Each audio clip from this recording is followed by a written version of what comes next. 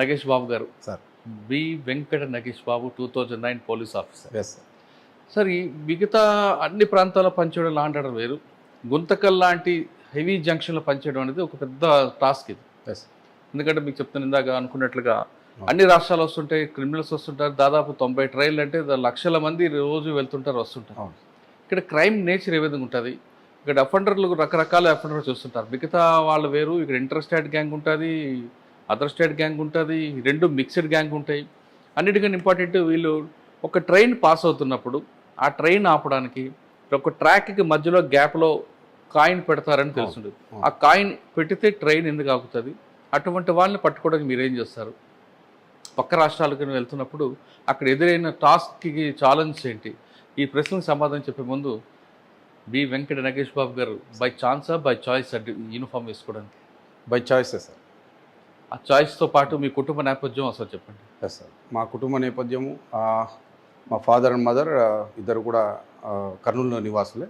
వాళ్ళకి 4 పిల్లలు, అందులో మా సిస్టర్ ఎల్డర్ మాకు అందరికంటే. తర్వాత 3 బ్రదర్స్ ఉన్నాం మేము. మా 3 బ్రదర్స్లో మా ఎల్డర్ బ్రదర్ వచ్చేసి ఇప్పుడు పోలీస్ డిపార్ట్మెంట్లో కానిస్టేబుల్గా పనిచేస్తున్నాడు. అవునా? ఎస్. ఎక్కడ? తెలంగాణలో పనిచేస్తాడు. ఏం పేరు? వెంకట నాగరాజు. వెంకట్ నాగరాజు కానిస్టేబుల్గా పనిచేస్తున్నాడు. తెలంగాణ ఎక్కడ? తెలంగాణ సిపిఎల్స్లో పనిచేస్తాడు, సిటీ పోలీస్ లైన్లో పనిచేస్తున్నాడు. పోలీస్ ఫ్యామిలీ మీరు? మా అన్న ఫస్ట్ పోలీస్ డిపార్ట్మెంట్లో రావడం జరిగింది. నెక్స్ట్ నేను అప్పుడు బీఎస్సీ బీఈడీ కంప్లీట్ చేశాను. చేసిన తర్వాత నెక్స్ట్ వెంటనే ఎస్ఐ జాబ్స్ ఇవన్నీ పడడం వల్ల మా అన్న ప్రోత్సాహంతో ఈ డిపార్ట్మెంట్లోకి. నాన్నగారు డ్రైవర్గా ఉన్నారు అండ్ రియల్ ఎస్టేట్ బిజినెస్ చేస్తారు. ఎక్కడ? కర్నూలు టౌన్. అంటే పోలీస్ చాయిస్ ఎందుకు తీసుకున్నారు మీరు? బీఈడీ అంటే టీచర్ అవ్వకుండా? Sir absolutely. అంటే చాయిస్లో సర్వీస్ ఓరియంటెడ్ ఒకటి సార్, రెండోది జాబ్ ఆపర్చునిటీస్లో ఫ్రెష్గా నోటిఫికేషన్స్ రావడం ఇవన్నీ కూడా అప్పటికప్పుడు ఇంకా అలా వచ్చింది. ప్లస్ రెండోది మంచి అవకాశం ఉంటుంది. ఆల్రెడీ మా అన్న సర్వీస్ చేస్తున్నాడు, గ్రేహౌన్స్లో పనిచేస్తాడు. మేజర్ ఇన్సిడెంట్ బలిమెల ఇన్సిడెంట్ ఒకటి జరిగినప్పుడు దాంట్లో జస్ట్ అంటే పోవాల్సిన వ్యక్తి పోకుండా పోవడము, అక్కడ గ్రేహౌన్స్లో వాళ్ళు పడే కష్టాలు అవన్నీ చెప్తా ఉంటే కొద్దిగా మోటివేట్ అయ్యాం సార్. 2010లో ఆయన బలిమెల ఇన్సిడెంట్ ఉన్నారా? లేదు సార్, అంటే ఇంకో బ్యాచ్ ఉంది, బిహైండ్ బ్యాచ్లో ఉన్నాడు అనమాట. ఓకే. అప్పుడు అవన్నీ చెప్తా ఉంటే కొద్దిగా అనిపించింది ఛాలెంజింగ్ టాస్క్ ఇవన్నీ కూడా. అంటే మీ అన్నయ్య మీకు role model? Yes, he is my role model sir. He is my role model and he is my mentor, best mentor అంతే. Okay sir. డిపార్ట్మెంట్కి వచ్చారు. Yes. 2009 yes right.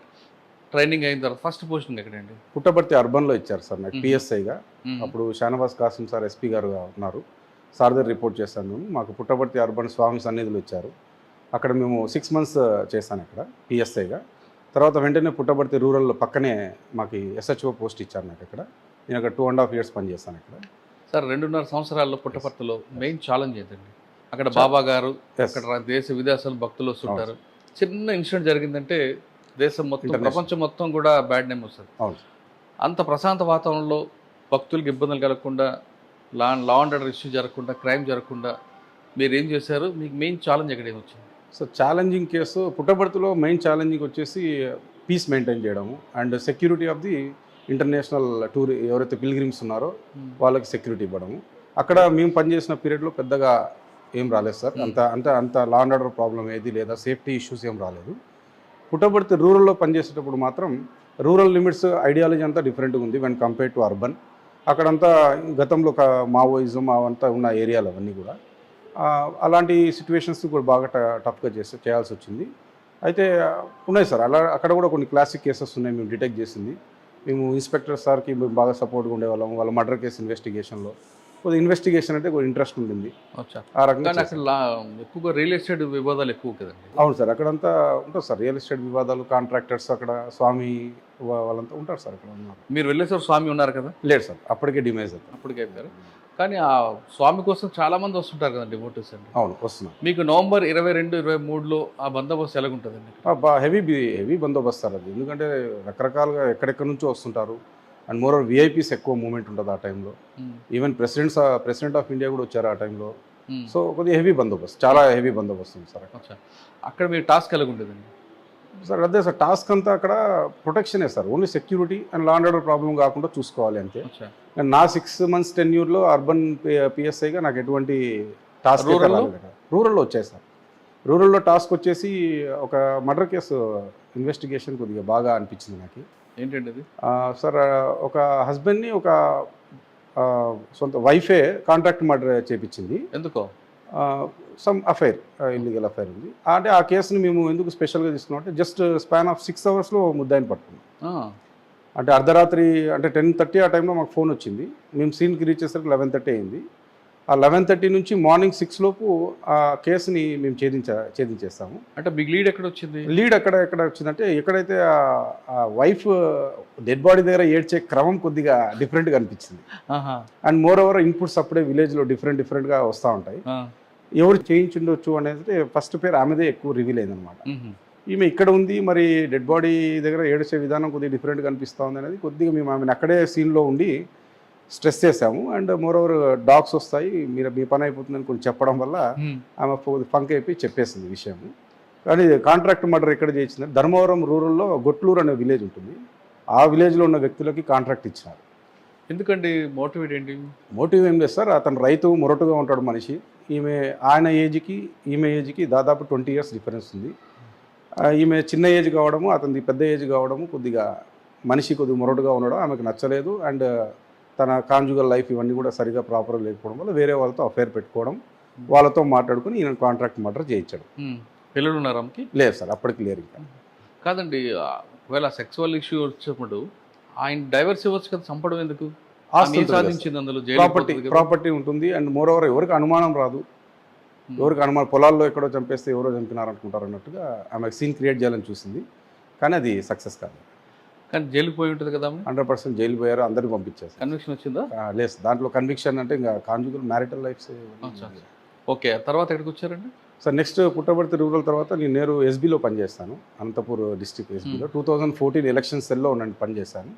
So election cell అంతా అప్పుడు డిఎస్పీ గంగయ్య సార్ దగ్గర వీళ్ళందరి దగ్గర పనిచేశాను. అప్పుడు మాకు సెంథిల్ కుమార్ సార్ ఐపీఎస్ గారు ఎస్పీగా ఉన్నారనమాట. సార్ దగ్గర పనిచేయడం జరిగింది. అది అలా జరిగిపోయింది సార్. 2014 అంతా అక్కడ అయిపోయింది. After election next posting Guntakal 1 టౌన్లో వచ్చింది. గుంతకల్ 1 టౌన్లో దగ్గర 3 years పనిచేస్తాను ఇక్కడ ఎస్హెచ్ఓగా. నేనే ఎస్ఐఏ ఎస్హెచ్ఓ అక్కడ. అక్కడ కొన్ని మంచి క్లాసిక్ కేసెస్ చెప్పండి. రిగార్డింగ్ సేమ్ కాంట్రాక్ట్ మర్డరే. సొంత బిడ్డ తల్లిని చంపించడం, అది ఉమెన్ మిస్సింగ్గా మళ్ళీ ఆమెనే వచ్చి కంప్లైంట్ ఇచ్చింది. స్టేషన్కి కంప్లైంట్ ఇవ్వడం, బిడ్డనే వచ్చి కంప్లైంట్ ఇస్తుంది మా అమ్మ కనిపించట్లేదని. తీరా ఆరా తీస్తే అమ్మని, సొంత తల్లిని కాంట్రాక్ట్ మర్డర్ చేసి చంపించడం, ఆ శవాన్ని ఇక్కడ గుమ్మనూరు పొలాల్లో పూడ్చడం. దానికి సంబంధించిన లీడ్ మేము ఇన్వెస్టిగేషన్లో చేసుకుంటూ పోతే అది మర్డర్ కేసుగా డిటెక్ట్ కావడం, ఆ బాడీని బయటికి ఎగ్జిబిషన్ చేయించడం, ఆ తర్వాత ఆ ముద్దాయిలందరూ పట్టుకున్నాక వీళ్ళందరికీ కన్విక్షన్ పడింది సార్. 14 సంవత్సరాలు జైలు శిక్ష పడింది, ఇంక్లూడింగ్ కూతురు. ఇది కొద్దిగా మాకు సాటిస్ఫై అయిన కేసు ఇది. ఎందుకంటే ఆమె తల్లిని చంపాలని property sir, main property. 2 daughters ఉన్నారు. 2 daughtersలో ఈ ఎల్డర్ డాటర్ ఎవరినో ఇష్టపడి పెళ్లి చేసుకుంది. యంగర్ డాటర్ వాళ్ళమ్మ చూపించిన మ్యారేజ్ చేయించుకుంది కాబట్టి ఈ రకంగా చేసుకున్నారు. ప్రాపర్టీ విషయంలో చిన్న బిడ్డకి వెళ్ళి ఎక్కువ అమ్మ ప్రేమ చూపిస్తుంది కాబట్టి పెద్ద బిడ్డ హట్ అయిపోయి కాంట్రాక్ట్ మర్డర్ చేయించింది. ఓకే, ఇంకేమన్నాడు గుంతకల్లో అండి? సార్ గుంతకల్లో తర్వాత ప్రాపర్టీ కేసెస్ మేము ఎక్కువగా, దొంగతనాలు ఎక్కువ జరుగుతాయి ఇక్కడ. ఇళ్లలో దూరి దొంగతనాలు జరిగిన కేసెస్ని బాగా డిటెక్ట్ చేస్తాము. అప్పుడు కురుబ నాగరాజ్ అని ఒక నోటోరియస్ హ్యాబిచువల్ అఫెండర్, వాడు ఇళ్లలో దూరేది. వాడి దగ్గర 80 తులాలు రికవరీ చేస్తాను నేను. తాడేపల్లిగూడెం దగ్గర ఆంధ్రాకి వెళ్ళి అక్కడ రికవరీ చేసుకొని వచ్చాను. సో ఇలాంటి కేసెస్ ఉన్నాయి సార్.